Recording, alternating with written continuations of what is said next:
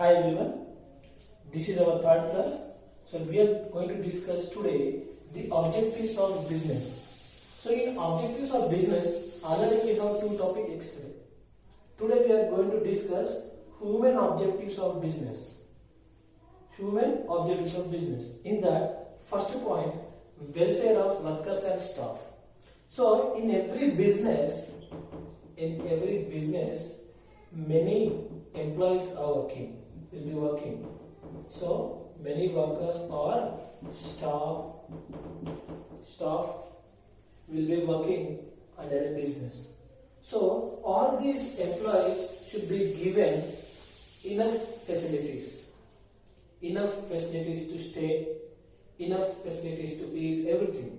And one more thing, these workers should be given few more facilities. So what are the facilities, sir? The first one, health measures, and one more thing, safety measures. So employees should be given health facilities and safety facilities. Sir, what health and what safety, sir?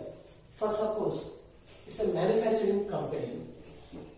So the business is manufacturing company. So here the staff should be provided with enough facilities. So if anything happen, they should be given hospital facilities like insurance. And one more thing, the employee should be given safety measures also. So what are the safety measures, sir?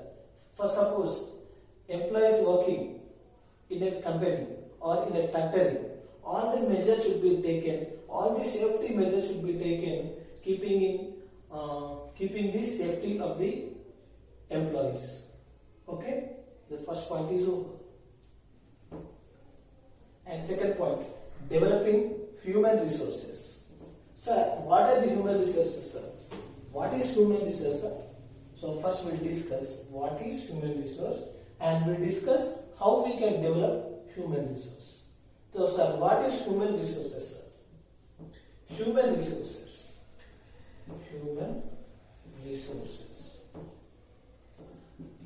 So first we'll talk about resources. There are many types of resources. Sir, what, sir? Money. We need money to run the business. Next one, manpower to run a business, and one more thing, machinery. So what are the resources, Nana? What are the various types of resources? Money is compulsory to run a business. Manpower is necessary to run a business, and one more thing, machinery is necessary to run a business. Here we are talking only about human resources. That means employees or staff. So here, how we can develop employees? How we can develop the efficiency of employees? So we can develop the efficiency and effectiveness of employees by giving them training and by conducting workshops. So by giving them training, the people efficiency will be increased. Yes or no? So by giving training, we can improve the employees. By conducting a workshop, we can improve the employees' efficiency. Okay? So we can develop the employees and the staff of a business by giving them training sessions and by conducting workshop for the employees. So by giving this training and by conducting workshop, we can develop the efficiency of the employees. By improving the efficiency of employees, we can do more business and we can produce more number of goods. Okay? So next point. So participative management. So in business, 90% of the work will be done by employees only. So employees will be working. Yes or no? So all the business is done by employees only. So here this point is talking about employees, and these employees should be given in taking decisions also. So for suppose a company want to take a decision, a business or a company want to take a decision. So here please involve employees in decision making. So why? Because employees will be on the ground. So employees will be working there. So there will be many problems. There are many problems facing by the employees. So if we can involve in the decision making of a company, so it will be easy for the employees to perform. Yes or no? So A, B, C are the workers. D is a director. So he look after only few things, money, machinery and all the facilities.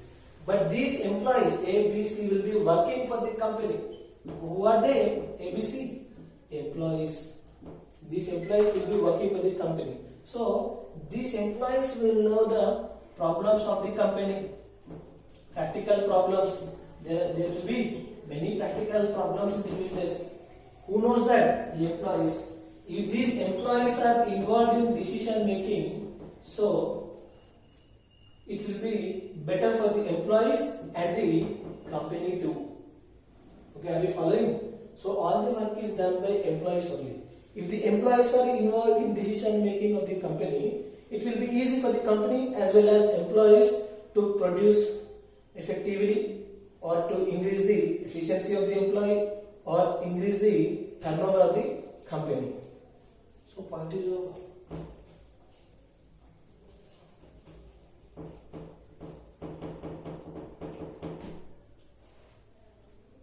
So labor management and cooperation. So here there must be a good relationship between employee and employer. Employer and employer. Sir, who is employer, sir? The person who gives employment is employer. The person who work is employee. Okay, here owners. Employer means owner and employee means staff in our general language. The person who gives the employment is employer and the person who work for the company is employee. And there must be a very good relationship between employer and employee. If there is a good relation between employer and employee, there is a chances of improving the efficiency, there is a chances of improving the turnover, and they can together discuss the many problems of the company and they can solve the problems. Okay, and that is there must be a good relationship between employer and employee. This is by this all the human objectives are over. So how many objectives, human objectives are there? 4. First one, welfare of workers or staff. So all the workers should be provided with good facilities like health, and safety measures should be taken in the company premises or business premises. Okay, and all the employees should be given enough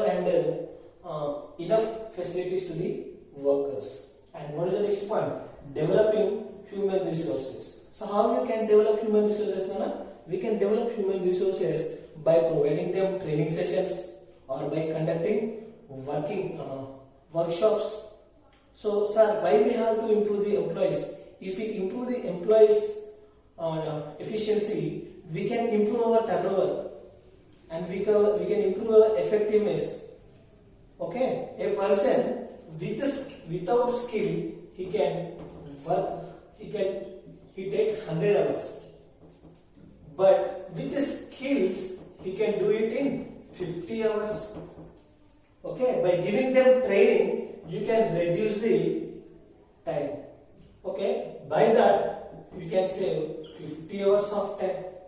So earlier you used to produce one good for 100 hours, but you are now producing one good for 50 hours only. So in same 100 hours, how many you are producing now? Two goods you are producing, yes or no? So here by this training sessions and by these workshops, your employees can be effective, your employees efficiency will be increased, and by that the company's turnover also, chances of improving the turnover is also involved here. So human objectives is over.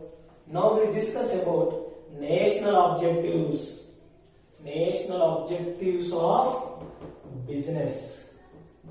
National objectives of business. In that first point, human utilization of, optimum utilization of resources. Sir, I already said few things. What are resources, Nana? How many types of resources are there? I said three. First one, man. Second one, money. Next one, machinery.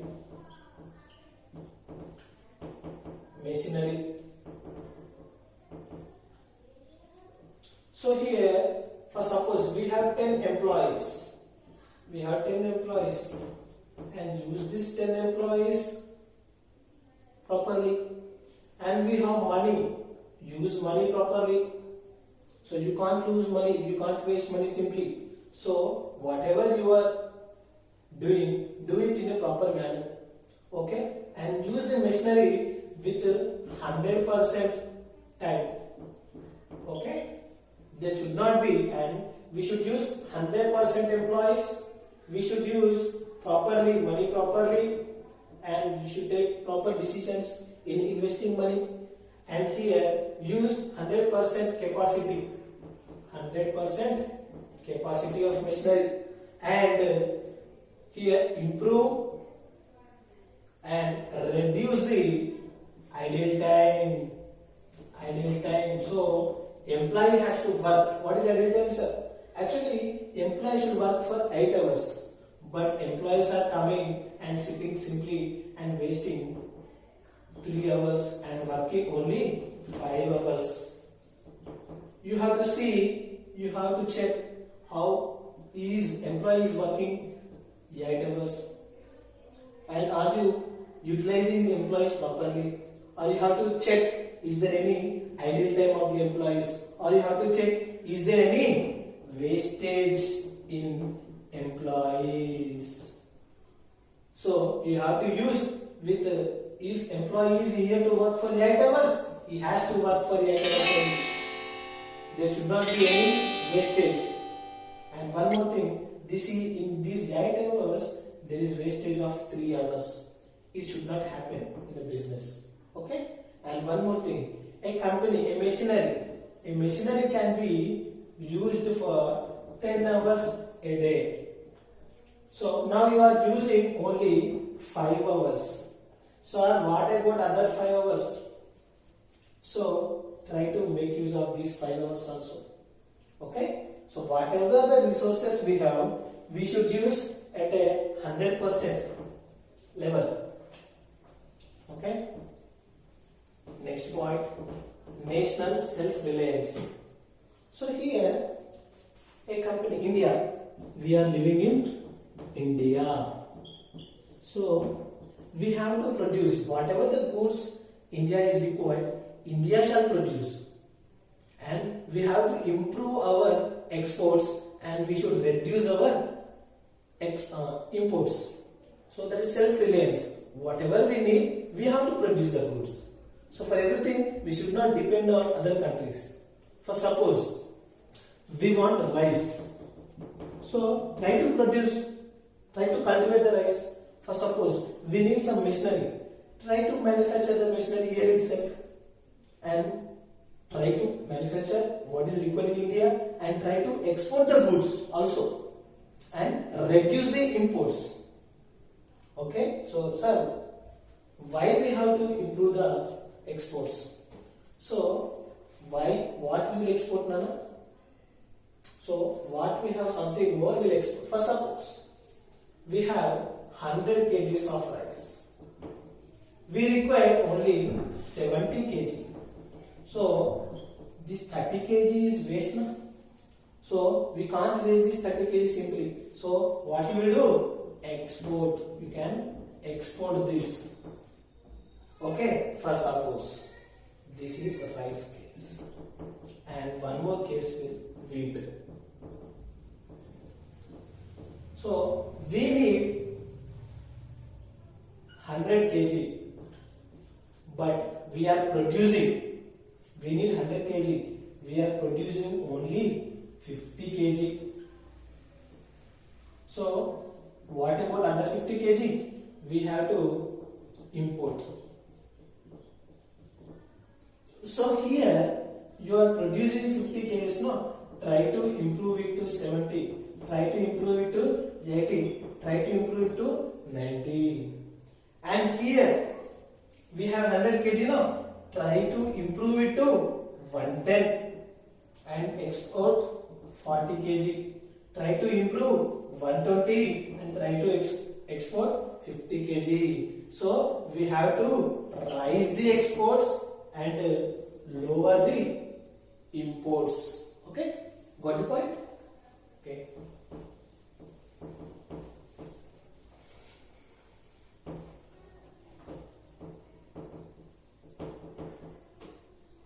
Next point.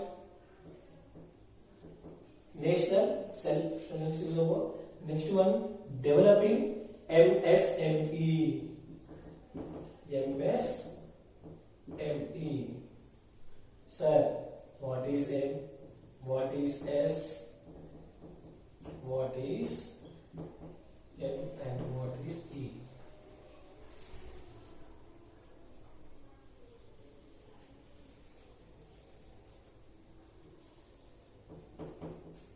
M stands for micro. S stands for small scale, and M stands for medium scale, and E stands for enterprises. Okay, so improving, developing micro enterprises, small enterprises, and medium enterprises. Why we are developing micro enterprises, Nana? So here, by developing these micro, small and medium enterprises, we can create some employee. For suppose we started a rice mill. So by starting a rice mill, there will be a employment. So at least there will be employment for few people. At least 10 people will get employment here in the rice mill.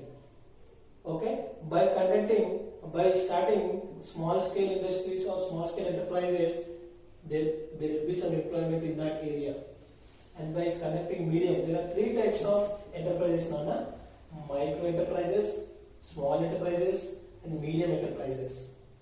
By starting these enterprises, and there will be some employment in the area. For suppose these MSMEs will be started in a undeveloped areas. For suppose in villages, in our example. So this is a village. Here there are many people are not working. So here by starting these enterprises in the villages, the people of the villages will get the jobs. So if they get the jobs, their children will go to schools. So the people who are studying in government school will go to convent schools. Yes or no? They get good salaries. So the people who studying in government schools will study in convent schools, and the standard of living, by this standard of living will be increased. Okay, so what is MSME? Micro, small, medium enterprises. With this, there will be a creating employment. By creating employment, the standard of living of the people will be increased. Okay, rise.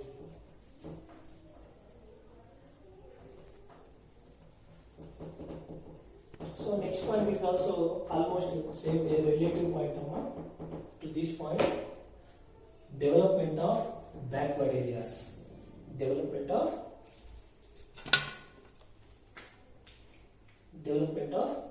backward areas. So whatever the business or industry, for suppose a company, a industry has to be established. So industries, all the industries will be established in rural areas only. So backward areas only. So what is the purpose? By establishing these industries in backward areas. The same thing already we have discussed earlier. By establishing industries in rural or backward areas, there will be a creation of employment. Yes or no? In the industries, hundreds of people will work. So hundreds of people in that village will get a job in this company. So automatically hundreds of people will work in this company, hundreds of people will get good salaries, and their children, their families will be developed. So that's why with this all the areas, for suppose